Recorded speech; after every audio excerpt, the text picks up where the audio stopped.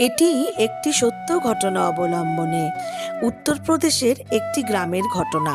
আজ থেকে প্রায় ৩৫ বছর আগে উত্তরপ্রদেশের সেই গ্রামে এক পরিবার বাস করত। সেই বাড়ির গৃহবধূর নাম হচ্ছে লক্ষ্মী। সে অত্যন্ত সহজ ও সরল ছিল। প্রতিদিন সে ভোরে উঠে ঘরদোর পরিষ্কার করে গরুর দুধ দুইয়ে নিজে হাতে ননি বানাতো এবং সেই ননি ঠান্ডা হলে শ্রীকৃষ্ণকে ভোগ চড়াতো।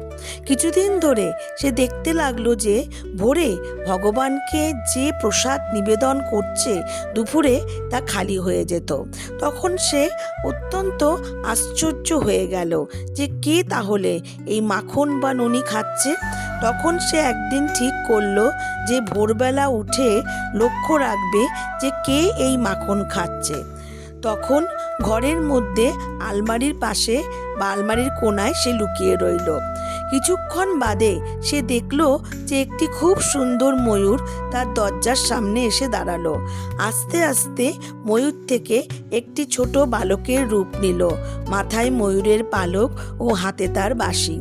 লক্ষ্মী অবাক হয়ে দেখতে লাগলো। বালকটি সমস্ত ননি বসে বসে খেলো। তখন লক্ষ্মী বুঝতে পারল যে স্বয়ং কৃষ্ণ তার হাতের তৈরি ননি খেতে আসে প্রতিদিন। তখন সে কৃষ্ণ ভগবানের সামনে কেঁদে লুটিয়ে পড়ল।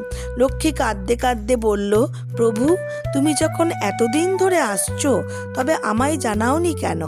তখন তার ঘর আলোয় আলোকিত হয়ে উঠল।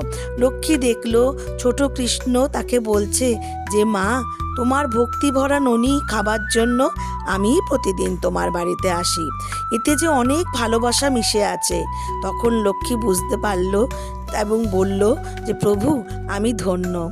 যদি সত্যিই আপনারা ভগবান কৃষ্ণকে ভালোবাসেন তবে জয় শ্রীকৃষ্ণ কমেন্ট বক্সে লিখতে ভুলবেন না। আর এই চ্যানেলটিকে সাবস্ক্রাইব করবার অনুরোধ রইল আর লাইক একটা করে দেবেন।